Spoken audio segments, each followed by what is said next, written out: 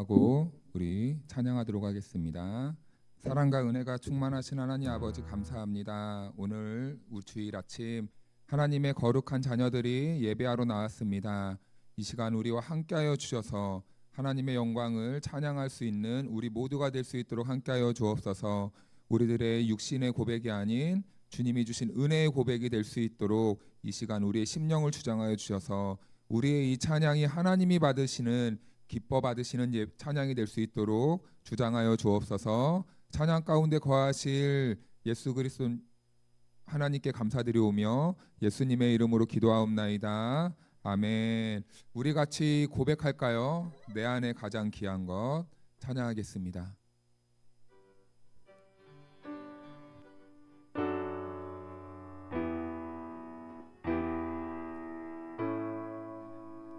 내 안에 가장 귀한 것, 내 안에 가장 귀 예수를 아멘. 금은보다 더 귀한 것 예수를 알미라. 내 안에 가장 귀한 것, 내 안에 가장 귀한 것 예수를 알미라. 금은보다 더 귀한 것 예수를 알미라. 예수의 이름, 예수의 이름, 존귀한 그 이름, 예수의 이름, 능력의 그 이름. 세상 지식보다 지식보다 귀한 것 예수를 알미라. 내 안에 가장 귀한 것을, 내 안에 가장 귀한 것 예수를 알미라. 우리 한 번 더 고백할까요? 지식보다 귀 예수를 알미라. 아멘. 내 안에 가장 귀한 것은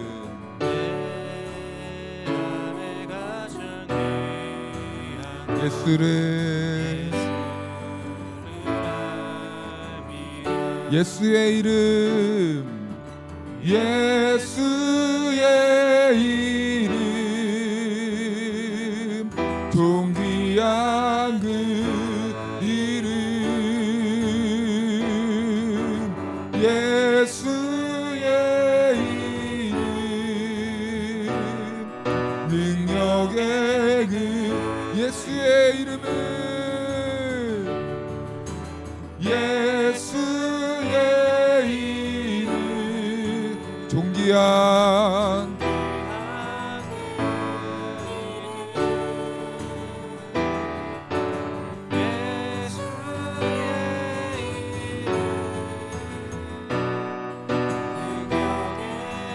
예수의 이름은, 예수의 이름, 존귀한 그 이름, 예수의 이름, 능력의 그 이름, 예수의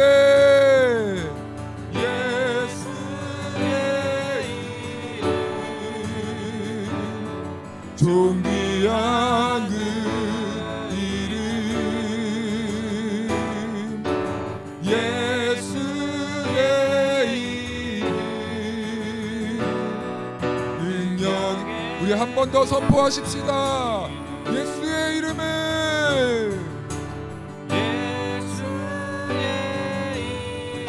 존귀한 그 이름,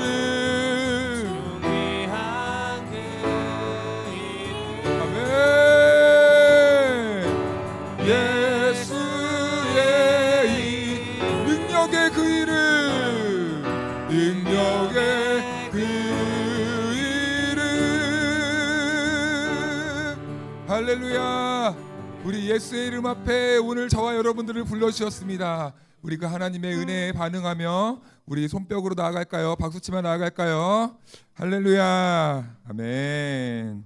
우리 오라 우리가 손뼉치며 찬양하겠습니다.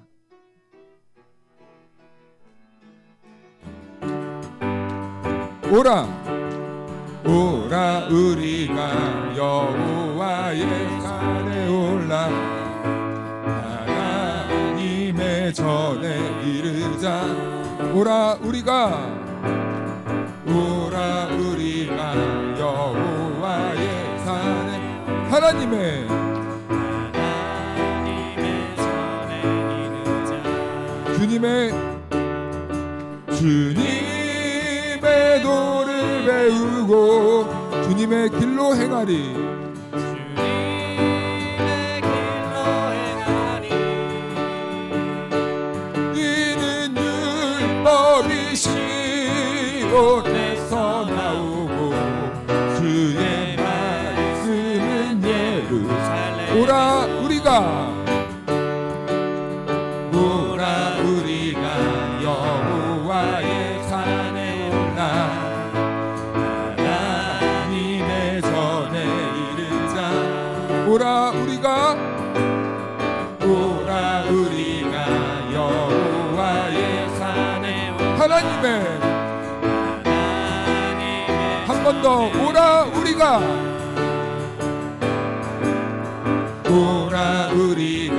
여호와의 산에 올라 하나님의 전에 이르자. 오라 우리가 여호와의 산에 올라 하나님의 전에 주님의 도를 배우고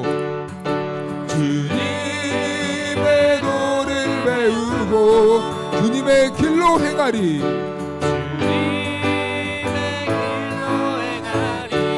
아멘. 이는 율법이 시온에서 나오고 주의 말씀은 예루살렘에서 주님의 도를 배우고 주님의 길로 행하리. 이는 율법이 시온에서 나오고 주의 말씀은 예루살렘 주님의 도를 배우고 주님의 도를 배우고 주님의 길로 행하니. 이는 율법이 시온에서 나오고 주의 말씀은 주의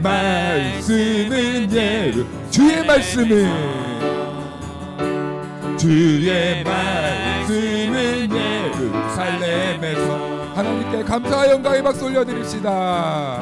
할렐루야. 아멘.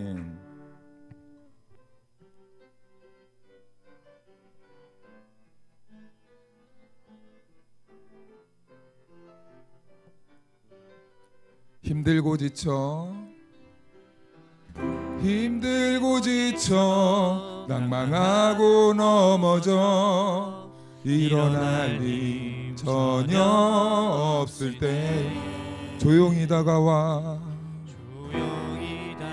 손잡아 주시며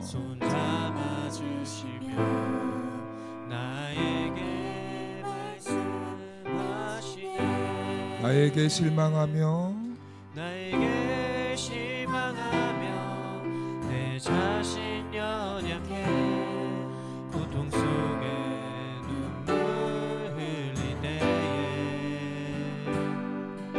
자국난 그 손길 눈물 닦아주시며 나에게 말씀하시네. 한 번 더 힘들고 지쳐 낭망하고 넘어져 일어날 일 전혀 없을 때에 조용히 다가와 손잡아 주시며 나에게 말씀하시네. 나에게 실망하며 내 자신 연약해 고통 속에 눈물 흘릴 때에 목자국난 그 손길 눈물 닦아주시며 나에게 말씀하시네. 너는 내 아들이라. 너는 내 아들이라. 오늘날 내가 너를 낳도다. 너는 내 아들이라. 나의 사랑하는 내 아들이라. 우리 한 번 더 처음부터 고백할까요?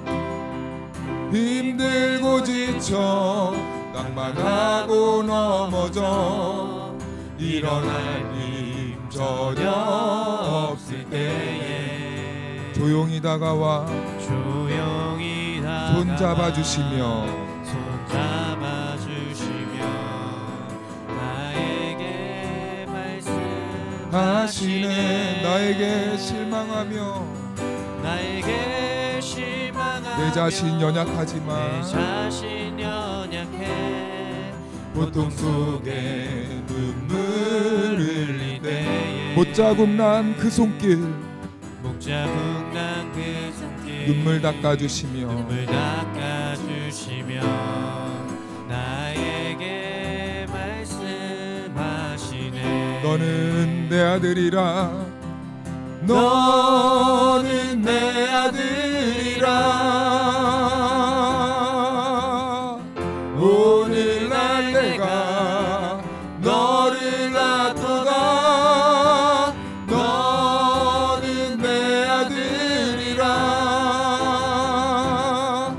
나의 사랑하는 내 아들이라. 언제나 변함없이 언제나 변함없이 너는 내 아들이라. 나의 십자가 고통 내 산의 그 고통으로 내가 너를 낳았으니 너는 내 아들이라. 너는 내 아들이라. 오늘날 내가 너를 낳도다. 너는 내 아들이라. 나의 사랑하는 내 아들이라.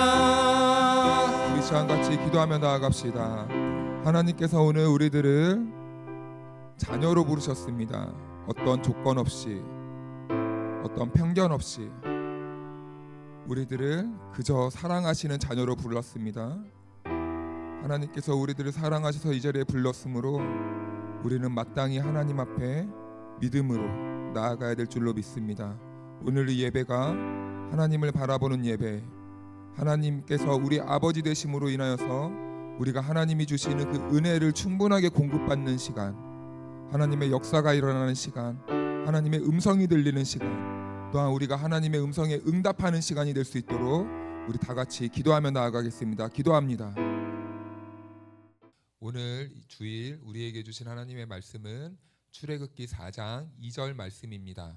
여호와께서 그에게 이르시되 내 손에 있는 것이 무엇이냐?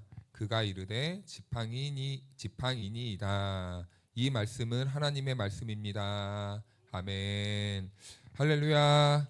네, 하나님의 은혜와 평강이 우리 모두에게 함께하기를 주님의 이름으로 축원하고 축복합니다.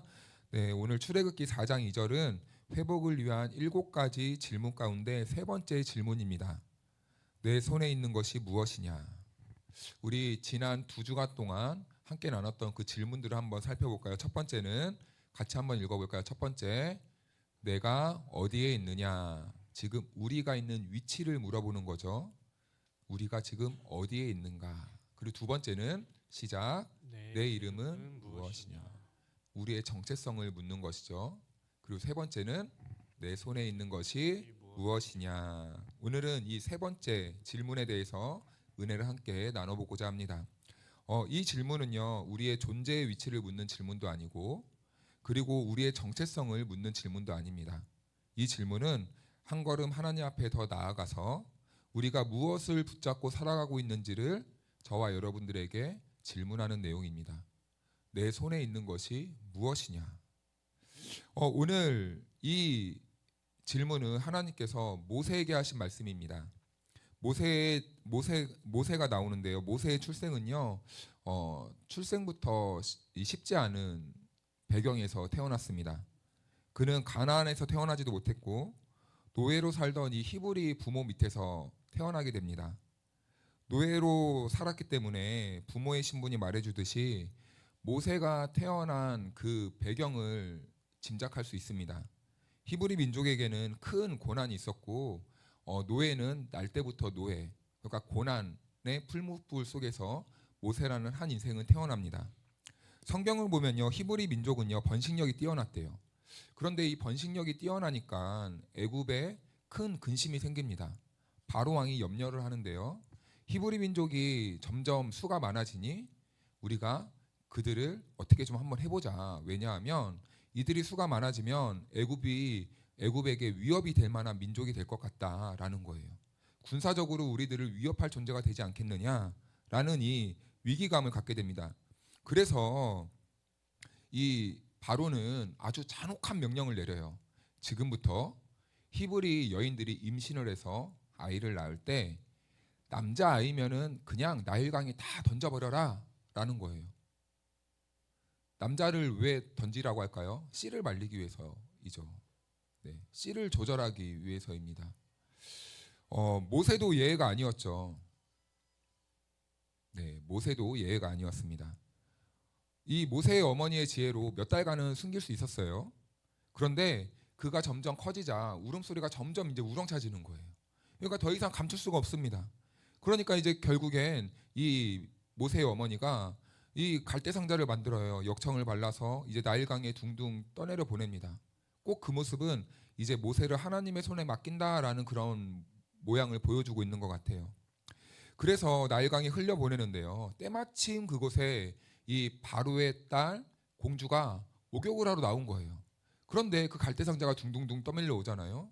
그런데 그 갈대 상자를 이렇게 보자기를 열어서 뚜껑을 딱 열어보니 눈망울이 매우 초롱초롱한 사내 아이가 있는 거예요. 그 얼굴을 보니까 이 바로의 공주가 갑자기 그 아이의 눈망울에 매료된 것 같습니다. 그 아름다움에 깊이 빠져서 그 아이를 죽이지도 어쩌지도 못하고 결국엔 결단을 하는 거죠. 내 아이로 삼아야 되겠다. 이건 누구의 섭리일까요? 하나님의 계획이고 섭리였던 것 같습니다. 우리가 볼 때는 그냥 흘러가는 인생인 것처럼 보였어요. 강물에 떠내려가는 무쓸모한 인생처럼 보입니다. 그런데 그것 또한 하나님의 섭리 안에 있었고 결국에는 그 모세라는 인생이 바로의 공주의 손에 딱 하니 걸리게 된 것이죠. 그래서 또 어떤 은혜가 있냐면 이 바로의 공주가 아이를 품었는데 아이의 젖을 먹일 수는 없어요. 아직 처녀였나 봅니다. 그러니까 이제 유모를 구해야 돼요. 그런데요, 이 모세의 누나가 이 바로의 딸이 그 모세를 건지는 걸 보고 쪼로록 달려갑니다. 공주님, 얼마 전에 아이를 출산한 여인이 한 명 있는데 혹시 유모가 필요하시면은 제가 소개를 시켜드릴까요? 바로의 공주가 얼떨결에 그래 데려와 봐라 하니까 누구를 데려왔습니까? 모세의 엄마를 데리고 온 거예요. 그래서요, 모세가 그 바로의 궁전에 들어올 때까지 이 젖을 계속 먹여야 되잖아요. 그러니까 어디에 사냐면요, 모세가 다시 집으로 돌아가게 됩니다. 그래서 합법적으로 어머니의 밑에서 젖을 먹으며 장성해져요. 그래서 어떤 목사님은 합법적인 방법으로 자기 부모가 돈을 받고 아이를 키운 사람이 있다면 모세의 어머니 것이다 라고 이렇게 말을 하는 거죠. 아무튼 모세는 그렇게 자라다가 이제 바로의 왕궁에 딱 들어오는 거예요. 그러면서 이제 40년이라는 시간을 거기에서 보내게 됩니다. 최고의 환경에서 최고의 지식을 배우고 그리고 최고의 문물을 경험하면서 바로 이 모세는 왕궁 생활을 경험하게 돼요. 그러나 부모로부터 물려받은 이 신앙의 혈통과 이 민족 의식은 끊어낼 수 없었던 것 같습니다. 모세는 어느 날요 자기 동족이 이 애굽의 관리들에게 당하는 모습을 보는 거예요. 그러니까 이 자기 민족이 당하니까 갑자기 의문이 막 생긴 것 같습니다. 아니 왜 우리 민족을? 그런데요 모세가요 이 모습을 그때만 보았을까요? 그 고난당하는 같은 그 동족의 그 어려움을 이때만 보았을까요? 아니요. 맨날 창문 너머로 봐왔었습니다. 그런데 하나님의 때가 되었나 봐요. 의문이 막 생기게 되는 거예요. 그러니까 그 의문을 참지 못하고 이제 그 관리를 쳐 죽여버립니다. 그리고 흙에 묻어버리죠. 그리고 그 다음날 또 창밖을 보고 있는 거예요. 그런데 이번에는 누구끼리 싸웁니까? 자기 민족끼리 싸우는 거예요. 한 집안 사람들끼리 싸우는 거예요. 그러니까 이 모세는 이러지도 저러지도 못하고 이제 중간에서 중재를 해야 될 거 아닙니까? 아니 여러분 왜 싸웁니까? 같은 민족끼리. 그러니까 이 사람들이 하는 말이 뭐예요? 당신이 뭔데? 당신이 우리 지도자라도 됩니까? 당신 지금 우리 이거 빌미 삼아서 우리 또 어저께 당신 죽인 관리처럼 우리도 죽이려고 하는 거 아닙니까? 이런 충격적인 말을 듣는 것이죠. 모세는요, 이 모세의 이 죄악은요 순식간에요 확산되기 시작해요. 참 이상하죠. 좋은 일을 하면요 소문이 안 나더라고요. 그런데 약간 비판하거나 안 좋은 일을 어떻게 합니까? 소문이요 순식간에 흘러터지는 것이 우리가 살아가는 참 아이러니한 이 세상인 것 같습니다. 아무튼 이 소식이 바로의 귀까지 들어가게 되는 거예요. 그리고 체포 명령까지 내려집니다. 모세는 이 일로 인해서요 이제 왕궁에서 쫓겨나요. 광야로 이 초계와 같이 떠밀려 갑니다. 어슬렁 다닐 때 이 미디안 광야에서 이렇게 어슬렁 다녔던 시간이 40년이란 시간이에요. 아무도 주목하지 않았고 아무도 그를 기억하지 못합니다. 그러나 나중에 성경을 통해 보게 되면요 이 시간 속에서 누구도 눈치채지 못했던 이 하나님의 섭리가 모세의 일상 속에 광야 속에서도 함께했다는 것을 깨닫게 돼요. 모세는요 광야에서 이방 제사장이었던 이 이드로의 딸과 결혼을 해요. 그리고 처가살이를 하게 되는 거죠. 얼마나 서럽습니까? 왕궁살이를 하다가 처가살이를 하는 거예요. 처가살이가 쉽습니까? 시집살이도 어려운데 처가살이는 사실 더 어렵다고 합니다. 그런데 그 처가살이를 어쩔 수 없이 하게 됩니다. 바로의 궁전에서 자라고 생활하던 왕자였던 그가 이제 광야에서 처가살이를 하면서 이리저리 떠밀려 다니며 양을 치는 이 목자의 신세가 된 거예요. 그러던 어느 날 그는요 하나님의 산이라고 불리던 이 호렙산에 딱 서게 됩니다. 그런데요 거기에서 매우 이상한 광경을 하나 목격하게 되는 거죠. 우리 그 장면을 조금 길지만 우리 성경을 한 절씩 한번 교독해 볼까요? 제가 한번 읽어보겠습니다. 제가 먼저 읽겠습니다. 모세가 그의 장인 미디안 제사장 이드로의 양떼를 치더니 그떼를 광야 서쪽으로 인도하여 하나님의 산 호렙에 이르매 여호와의 사자가 떨기나무 가운데로부터 나오는 불꽃 앞에서 그에게 나타나시니라. 그가 보니 떨기나무에 불이 붙었으나 그 떨기나무가 사라지지 아니하는지라. 이에 모세가 이르되 내가 돌이켜 가서 이 큰 광경을 보리라. 떨기나무가 어찌하여 타지 아니하는고 하니 그때에 여호와께서 그가 보려고 돌이켜 오는 것을 보신지라. 하나님이 떨기나무 가운데서 그를 불러 이르시되 모세야 모세야 하시매 그가 이르되 내가 여기 있나이다. 하나님이 이르시되 이리로 가까이 오지 말라. 내가 선 곳은 거룩한 땅이니 내 발에서 신을 벗으라. 6절이요. 하나님 이삭의 하나님 야곱의 하나님이니라. 모세가 하나님 배웁기를 두려워하여 얼굴을 가리매 7절 같이 있습니다. 여호와께서 이르시되 내가 애굽에 있는 내 백성의 고통을 분명히 보고 그들이 그들의 감독자로 말미암아 부르짖음을 듣고 그 근심을 알고. 아멘. 네, 모세가요 신비한 광경을 목격하는데 가시떨기 나무들이 있는 거예요. 떨기나무가 있는데 불이 붙었습니다. 그런데 그 나무가 탑니까? 불은 붙었는데 타지 않는 거예요. 그런데 이 유명한 장면은 단순히 이 모세가 기적을 체험한 그 신비한 체험은 아닙니다. 여기에는 하나님께서 그 모세를 통하여서 밝히고자 하는 두 가지의 메시지가 담겨 있어요. 그래서 우리가 먼저 이 메시지가 무엇인지를 한번 나누고자 하는데요. 불에 소멸하지 않는 떨기나무의 의미는 첫 번째 메시지가 뭐냐면 이스라엘 공동체가 당하고 있는 현재의 상황입니다. 지금 이스라엘 공동체가 이 떨기나무가 불에 타고 활활 타고 있는 것처럼 이 극심하고 맹렬한 이 고통 속에 고난 속에 빠져 있다라는 것을 하나님께서 모세에게 보여주는 거예요. 그래서 이 떨기나무는 미디안 광야의 어디에서나 이 흔히 볼 수 있는 이 종류라고 합니다. 이것은요, 그래서 이스라엘 백성 한 사람 한 사람 그 이름 없는 민초들을 상징하는 것이죠. 그래서 이 떨기나무에 불이 붙어 있는 거예요. 그 민초들, 이 백성들에게 이 정말 감당할 수 없는 큰 고난이 있다는 것을 지금 이렇게 보여주고 있는 겁니다. 그렇다면 하나님께서는 왜 이 그림을 모세에게 보여주셨는가? 왜 이 그림을 모세에게 보여주셨을까요?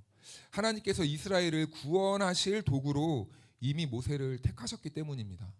그래서 하나님께서는 지금 모세를 이렇게 여기까지 인도하시는 거예요. 처음에는 나일 강가에 갈대 상자에 떠밀려 가게 하시더니 이제는 애굽에서 40년 동안 생활하게 하시고 그리고 40년 동안 또 광야에서 생활하시다가 이제는 하나님의 때가 되었을 때 하나님께서 모세를 부르시는 겁니다. 그것은요 그냥 우연이 아니라 하나님은 모세라는 인물을 그렇게 사용하시기로 계획하고 작정하셨던 거예요. 그리고 모세가 먼저 이 고통의 실체를 이제 보아야 하는 겁니다. 이렇듯 가시떨기는 이스라엘 백성들을 상징하고 있고 불은 그들이 겪고 있는 정말 괴로운 이 고난을 상징하고 있는 것이죠.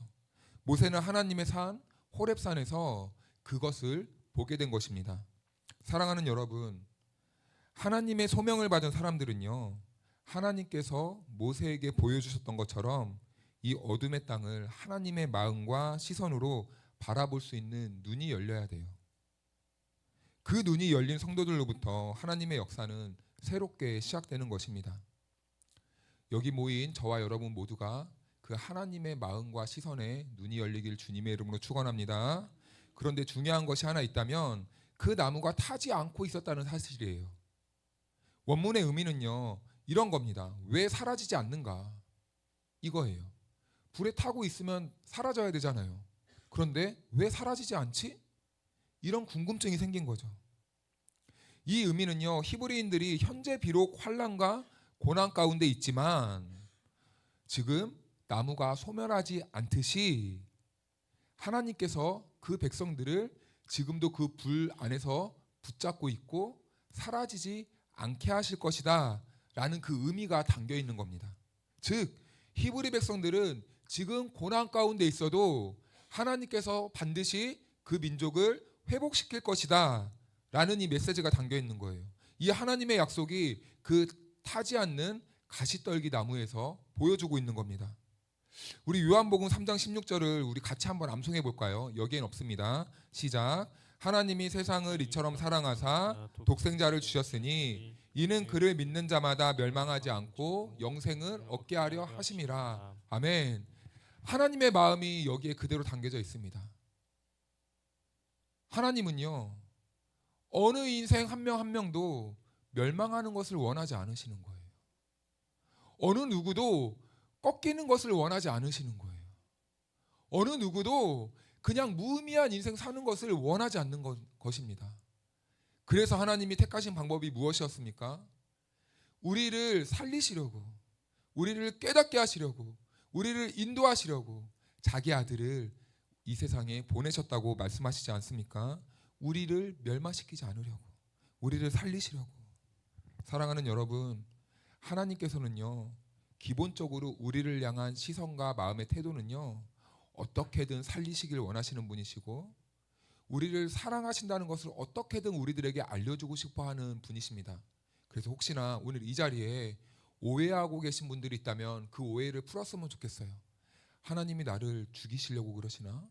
하나님이 나를 안 되게 하시려고 그러시나? 하나님이 나를 지금 심판하시려고 하시는 것인가? 아니요. 그런 오해를 하고 계시다면 이 시간 그 오해를 다 푸시길 바랍니다. 우리 하나님은 우리를 사랑하시는 분이에요. 이 믿음으로 살아가는 저와 여러분들이 되시길 축복합니다. 그리고 두 번째, 이 떨기나무에 담긴 메시지가 있는데요. 불을 붙이기 위해서는 먼저 세 가지의 요소가 필요하죠.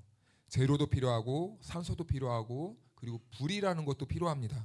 그런데 모세가 호렙산에서 목격한 이 광경은 분명히 초자연적인 사건이에요. 있을 수가 없는 사건이에요. 타야 되는데 타지 않는 거예요. 불은 붙어 있는데 그 나무가 사라지지 않는 겁니다. 이것은요, 정상적인 모습이 아니죠. 이 장면이 말하는 바는 분명합니다.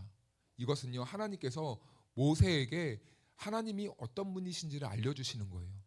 모세야, 내가 이 구원의 역사를 위해서 너를 지금 부르고 사용할 것이지만 내가 이 민족을 구원할 때 너 안에 있는 어떤 조건이나 어떤 실력이나 능력이나 배경 때문이 아니라 내가 처음부터 끝까지 이 일을 할 거야 라는 것이에요. 하나님은 이 그림을 통해서요, 소명의 본질이 무엇인지를 우리들에게 보여주고 있는 것입니다. 하나님은요, 사람을요 사용하실 때 어떤 실력이나 어떤 준비된 상태를 보고 사용하시는 것이 아닙니다. 하나님이 하시는 일에는요, 우리는 다만 부름에 순종하고 쓰이면 되는 것입니다.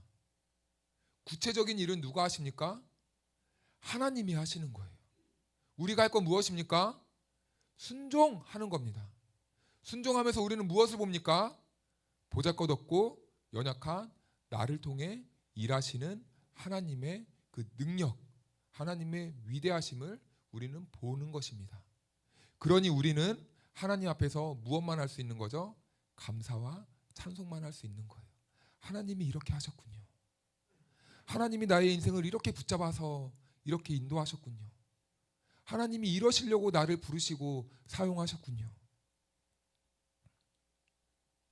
하나님께 부름을 받은 사람이요, 이 정도의 기적을 보았다면 우리가 생각하기에는 이렇게 반응해야 된다고 생각할 수도 있을 것 같습니다.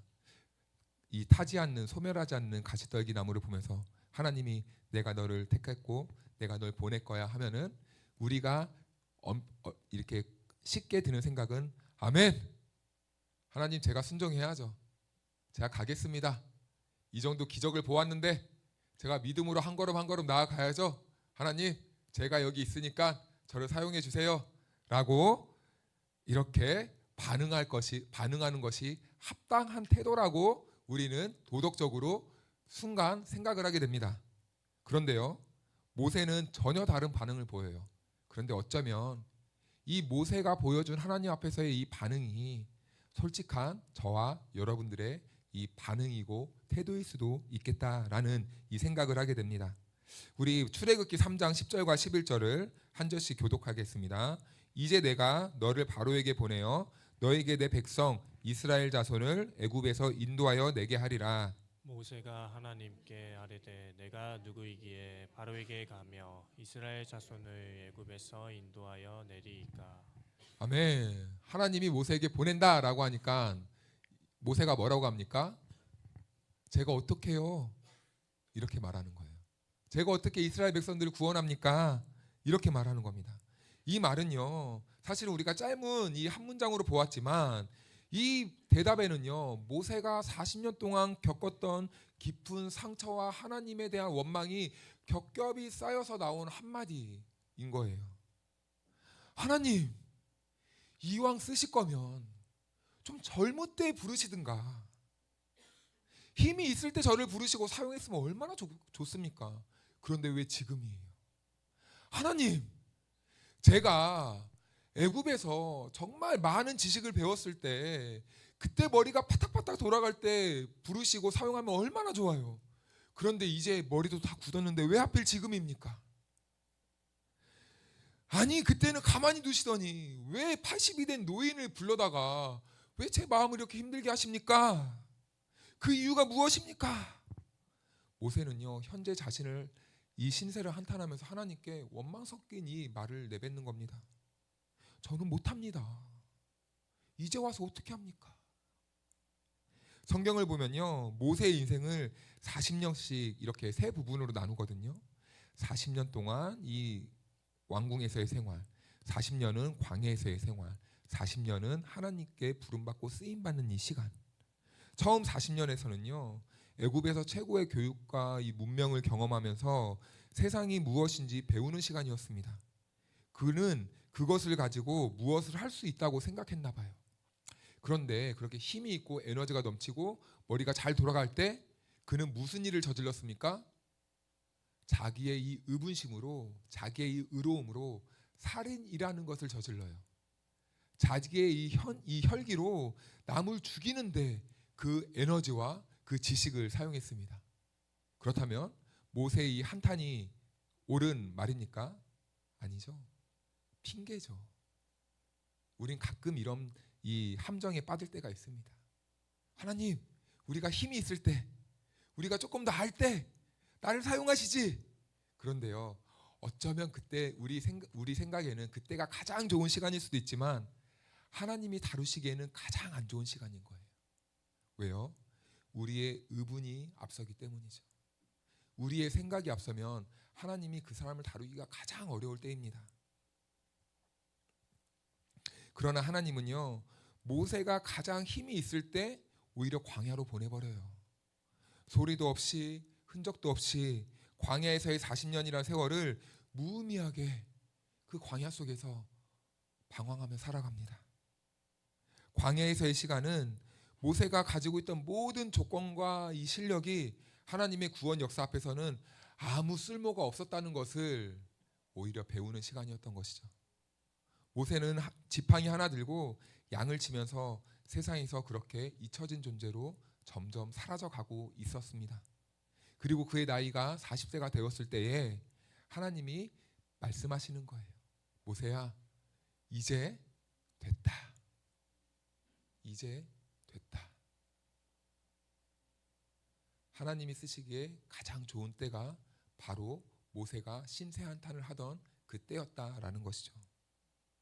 그런데요, 지금 모세가 이렇게 하나님 앞에서 불평하고 있던 이 때를 사도행전 7장은 이렇게 말씀하는데요.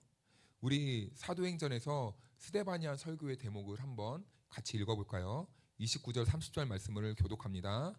모세가 이 말 때문에 도주하여 미디안 땅에서 나그네가 되어 거기서 아들 둘을 낳으니라.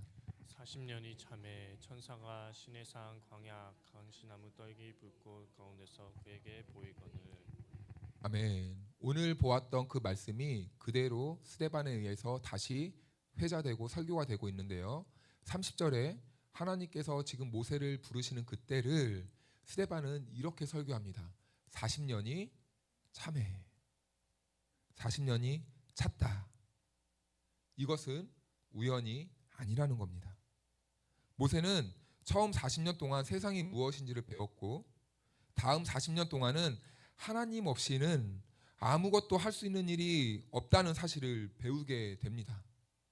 하나님은 이 모든 시간을 이 모세의 인생 속에서 다 계획하시고 계산하셨다는 것을 우리는 깨닫게 되는 것이죠.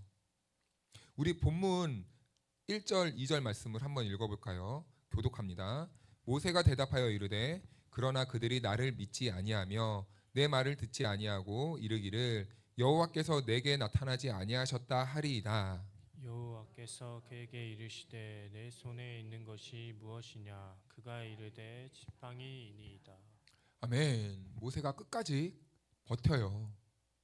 버티자 하나님이 질문하시는 거예요. 모세야, 네 손에 있는 것이 무엇이니? 네 손에 있는 것이 뭐야? 질문합니다. 그때 모세는 자기의 분신과 같았던 정말 볼품없는 이 마른 막대기, 이 지팡이를 들고 있었습니다. 꼭 그것은요, 모세 자신을 보여주고 있는 것 같은 지팡이였어요. 광야에서나 쓰이는 아무 쓰잘데기 없는 막대기입니다. 하나님은 그 지팡이를 가리키면서 묻는 거예요. 네 손에 있는 것이 지금 뭐야? 모세는 대답하죠. 지팡이입니다. 그러자 하나님은 그것을 땅에 던지라 라고 이렇게 명령합니다. 3절 말씀을 읽어볼까요? 시작. 여호와께서 이르시되 그것을 땅에 던지라 하시매 곧 땅에 던지니 그것이 뱀이 된지라 모세가 뱀 앞에서 피하매. 그러자 그 지팡이가요 뱀이 되었다라고 말해요. 이것은 광야에 돌아다니는 독이 있는 이 코브라 종류의 뱀을 말합니다. 그리고 당시 애굽에는요 이 뱀을 상징하는 이 수호 여신이 있었어요. 하나님은요 이 장면을 통해서 애굽의 권세와 배후의 세력이 무엇인지를 모세에게 보여주시는 겁니다. 그리고 하나님은 다시 말씀하시죠. 4절을 보니까 여호와께서 모세에게 이르시되 내 손을 내밀어 그 꼬리를 잡으라. 그가 손을 내밀어 그것을 잡으니 그의 손에서 지팡이가 된지라. 뱀은요 제압할 때 어디를 잡아야 됩니까? 꼬리를 잡아야 됩니까? 아니에요. 목덜미, 이 머리를 꽉 움켜 잡아야 됩니다. 그 이유가요. 그런데 하나님은요 모세에게 꼬리를 잡으라 라고 이렇게 말해요. 이상하죠? 물려 죽으란 말입니까? 그런데 그 이유가 있어요. 창세기에는요 이미 뱀의 머리는 여인의 후손 곧 오실 그리스도에 의해서 상함을 입게 될 것이라고 이미 선포하셨습니다. 승패는요 그래서 이미 결정나 있다라는 거예요. 뱀은 애굽의 수호신을 상징해요. 그 뱀의 꼬리를 잡으라. 내가 이미 제압했으니 너는 꼬리를 잡으라. 승리는 이미 보장돼 있다 라는 겁니다. 그러니까 이걸 풀어서 말하면 이미 이 싸움은 결정돼 있는 거야. 너는 순종만 해 라는 겁니다. 하나님이 하시는 구원의 역사에서 모세는 도구로 붙들릴 뿐이라는 것을 보여주고 있는 거예요. 그래서 하나님은 모세에게 말씀하시죠. 네가 싸울 싸움은 하나도 없는 거야. 내가 할 거야. 그런데 우리는 착각합니다. 하나님이 우리들에게 순종을 요구하실 때는 우리에게 뭘 증명해봐라 라는 게 아니에요.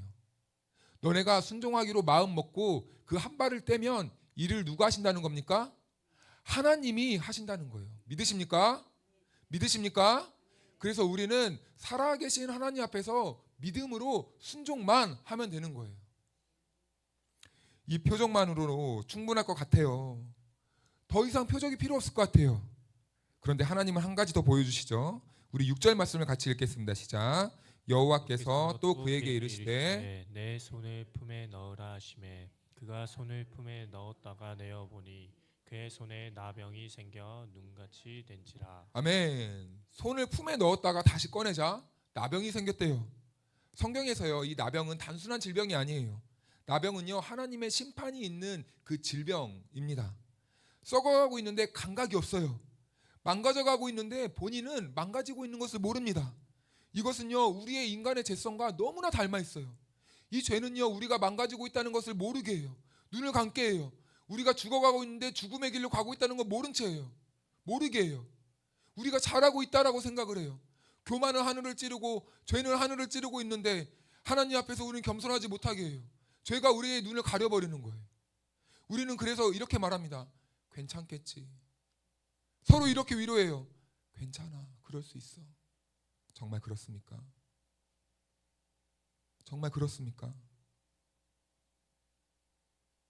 그런데 중요한 것은 어디에 손을 넣었다가 나왔냐는 겁니다. 이 손이 가슴이라는 거예요. 무슨 상징입니까? 인간의 죄의 문제는요 행동하기 이전에 우리의 이 심령 안에의 문제라는 거예요. 우리는 행동이 죄라고 말하는데요 그렇지 않아요. 죄는 어디서부터 시작합니까? 우리의 마음, 우리의 심령, 여기서부터 시작되는 거예요. 그런데 하나님은 여기서 끝내지 않으시죠. 7절 말씀을 같이 읽습니다. 시작. 이르시되 내 손을 다시 품에 넣으라 하시매 그가 다시 손을 품에 넣었다가 내어보니 그의 손이 본래의 살로 되돌아왔더라. 아멘. 다시 품었다가 꺼내니 하나님이 치유해 주셨어요. 이것은 무엇을 의미합니까? 지금 심판과 고난의 한복판에 있는 이스라엘 공동체가 모세를 통해 어떻게 회복되고 구원받게 될 것인지를 하나님께서 모세의 손에 나병을 통해서 보여주고 있는 것입니다. 이스라엘은요 애굽이라는 세상 아래에서 심판을 받을 수밖에 없는 그 노예의 삶을 살고 있었어요. 그러나 하나님의 구원의 손길을 통해서 다시 본래로 회복될 것이라는 것을 이렇게 모세를 통해서 상징적으로 보여주고 있는 것이에요. 누가 이 일을 합니까? 모세요? 아니요. 모세는 순종만 하면 됩니다. 우리는 순종만 하면 되는 겁니다. 우리가 순종할 때 하나님의 회복이 우리의 삶 가운데 이루어질 줄로 믿습니다. 우리의 망가지고 깨어진 모든 것들이 다시 회복되고 다시 하나님 앞에서 정리되고 새 창조의 역사가 일어나게 될 줄로 믿습니다. 그래서 이것은요, 장차 예수 그리스도를 통해서 이루어질 구속의 그림자를 보여주고 있는 거예요. 이렇다 하나님은 모세에게 네가 해야 될 일은 바로 이거야. 너는 이 일만 하면 돼 라고 말씀해 주고 있는 거예요.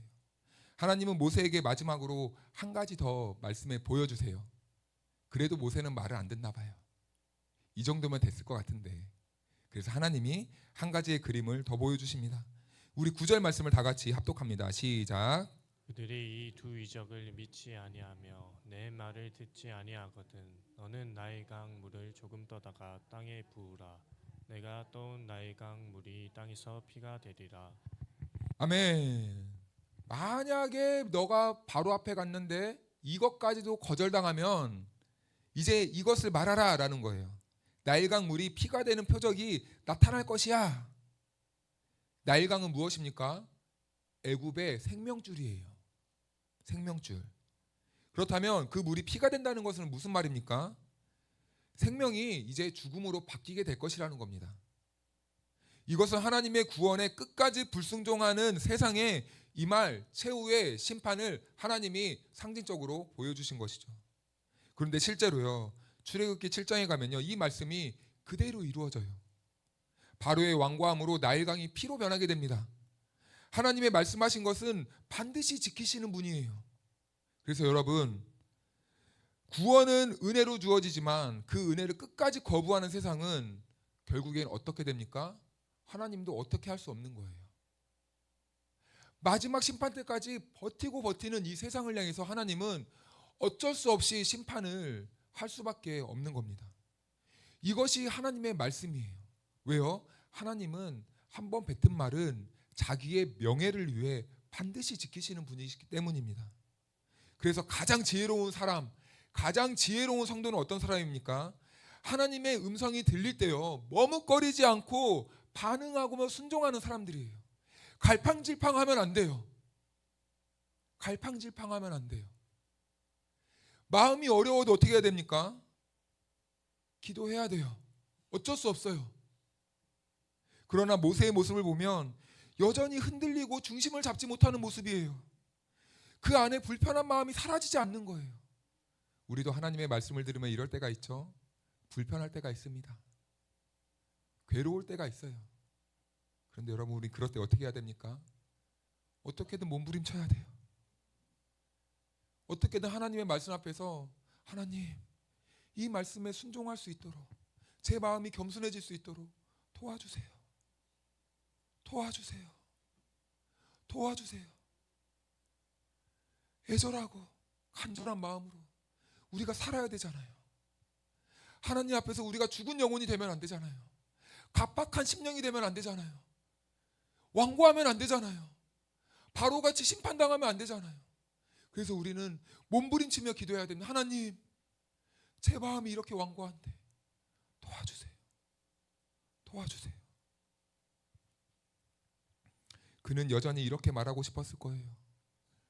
내가 잘 나갈 때, 내가 힘이 있을 때, 내가 쓸모가 있어 보일 때, 그때 쓰시지.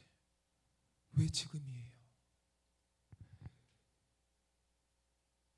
그런데 이것은요, 모세의 유혹만이 아니더라고요.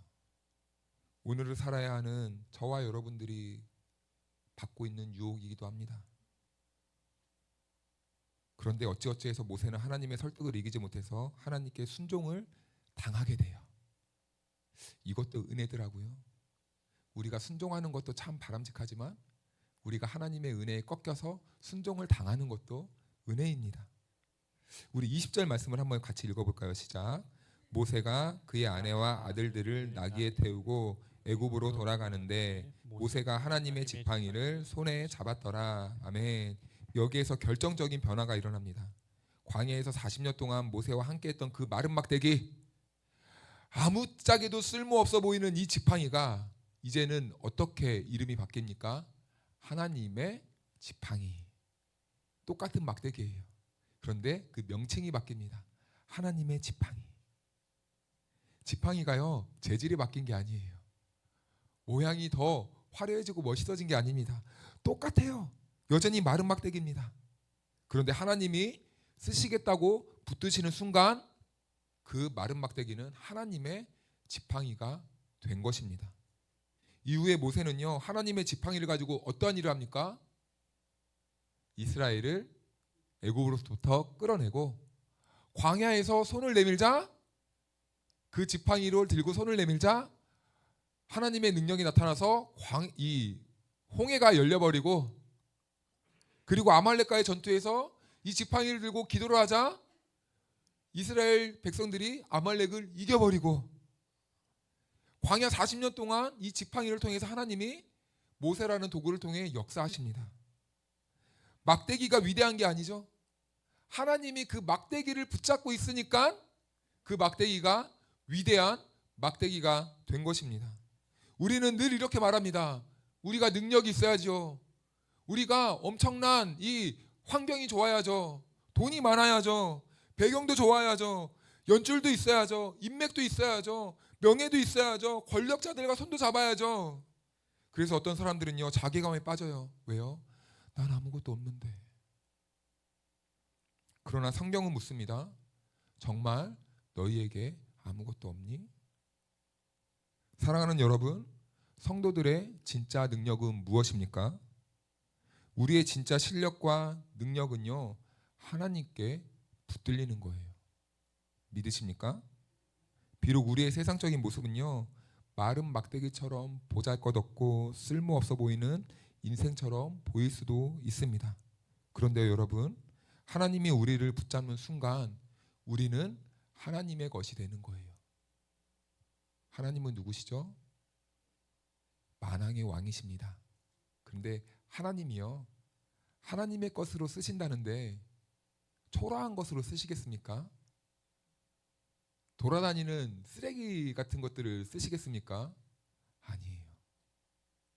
그런데요 그런 것이 중요한 게 아니라 하나님이 그것을 선택했다는 게 중요한 거예요. 도지사나 시장이나 아니면은 어떤 높은 대통령이 어떤 사람을 선택해서 나를 도와라 하면은 그 사람은 그때부터 어떻게 합니까? 가문의 영광인 거예요. 그런데 더 높은 하나님이 내가 너를 쓰겠다 이렇게 말씀하는 겁니다. 그래서 사도 바울은 고린도후서 4장 7절에서 이렇게 말씀하는데요. 같이 한번 읽겠습니다. 시작. 우리가 이 보배를 질그릇에 가졌으니 이는 심히 큰 능력은 하나님께 있고 우리에게 있지 아니함을 알게 하려 함이라. 아멘. 문제가 있습니다. 질그릇 안에 보배가 있어요. 그런데요 이 보배는요 감춰야 됩니까? 질그릇 안에서 보여줘야 됩니까? 보여야 돼요. 그럼 이 보배를 이걸 보이기 위해서는 어떻게 해야 됩니까? 거꾸로 매달아야 됩니까? 아니죠. 질그릇을 깨트려야 됩니다. 성경은요 질그릇이 은그릇으로 변하고 금그릇으로 변하고 뭐 다이아 그릇으로 변하고 이렇게 말하지 않아요. 그런데 우리는 오해해요. 우리가 보배 되신 예수님을 잘 보여주기 위해서는 우리가 동그릇이 돼야 돼. 그리고 은그릇이 돼야 돼. 금그릇이 돼야 돼. 화려한 보석을 막 박은 이 그릇이 돼야 돼. 천만의 말씀입니다. 우리가요 예수님을 잘 보여주기 위해서는요 허물 많고 죄 많고 더러운 우리를 어떻게 해야 됩니까? 깨트려야 되는 거예요. 깨트려야 되는 겁니다. 그래야 우리가 깨지면 깨질수록 보배 되신 예수 그리스도만이 내 삶에서 드러날 수 있게 되는 거예요. 광야의 40년, 이 시간은 모세가 하나님 없이는 더 이상 아무것도 할 수 있는 일이 없다는 사실을 배우는데 걸리는 시간이었어요. 이제 모세에게 자기 자신은 완전히 사라지게 된 것입니다. 그런데 바로 그때 하나님이 말씀하시는 거죠. 이제 됐다. 다른 거 필요 없어. 이제 됐다. 그리고 하나님께서 모세를 붙드시는 순간 그는 하나님의 종, 하나님의 지팡이가 되었던 것입니다. 그러므로 우리가 붙잡아야 될 것은 무엇입니까? 우리 성도들이 이 세상을 살아가면서 붙잡아야 될 것이 있다면 무엇입니까? 살아계신 하나님이신 줄로 믿으시길 바랍니다. 하나님이 내 인생에 개입하시고 관여하시는 순간 끝난 겁니다. 다 괜찮아진 겁니다. 이제부터 시작인 겁니다. 나이와 환경과 조건 필요 없습니다. 내가 하나님의 은혜에 붙들리는 순간 내 인생은 그때부터 다 된 것입니다. 하나님이 나를 붙들어 주시면 이 세상에 배경과 연줄이 아무것도 없어도 가장 능력 있고 가장 강력한 인생을 살아갈 수 있게 되는 줄로 믿으시기 바랍니다. 그러므로 우리 2026년 이 한 해 우리 다솜교회 성도들은요, 나의 능력, 나의 전능하심을 의지하는 삶이 아니라 하나님의 전능하심이 우리의 인생을 통하여 드러나게 되고 우리의 연약하고 보잘것 없음 속에서 예수 그리스도의 보배로우심만 저와 여러분들의 삶 속에서 드러나기를 주님의 이름으로 축원하고 축복합니다. 이제 다 같이 일어나셔서 찬송하겠습니다. 주님 말씀하시면 여호와는 내게 복을 주시고 너를 지키시기를 원하며 여호와는 그의 얼굴을 내게 비추사 은혜 베푸시기를 원하며 여호와는 그 얼굴을 내게로 향하여 드사 평강 주시기를 원하노라. 아멘.